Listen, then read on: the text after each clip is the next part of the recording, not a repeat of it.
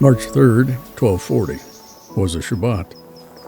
But for the harassed Jews of medieval France, numbering as many as 100,000 souls, it was not to be a day of rest, but of unprecedented unrest. They were praying in their synagogues when the raid began. In cities and towns throughout the kingdom, agents of King Louis IX of France burst through the doors of Jewish houses of prayer and seized thousands of hapless prisoners. All the detainees were transported to Paris, where they were held in convents under strict guard to await their trial on accusations of grave crimes. For 3 long months, they languished in captivity until their collective trial began. Meanwhile, the Jews of the kingdom gathered continuously to storm the heavens on their behalf with fasting and prayer.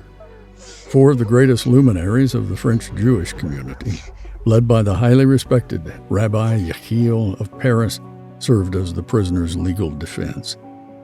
Following the trial, the judges continued to debate the case for another 2 years, while European Jewry held its breath. Finally, in June of 1242, 24 wagons and tightly packed convicts rolled into Place de Grève, causing the Jews of France to emit a collective groan of horror. Place de Grève was a public square along the banks of the Seine River, notorious as the historic site of public executions, hangings, beheadings, and burnings at the stake. Throngs of Parisians lined the streets to enjoy the spectacle, while those of the Jewish faith remained hidden, terrified to venture from their homes. The prisoners had been found guilty and had been sentenced to extermination through public burning.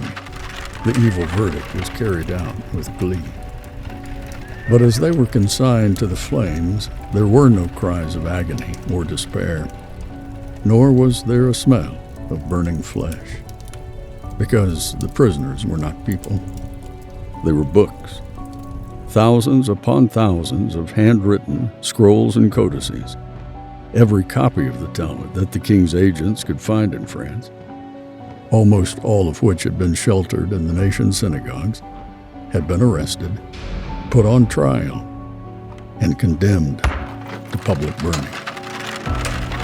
The Jewish tradition was consigned to the fire that day, and as angry flames roared at their ancient wisdom, as their teachings rose as ash, and an inferno ingested their spiritual treasures, the Jewish communities of France were singed with grief and flung into mourning for their executed pages, for their martyred beliefs.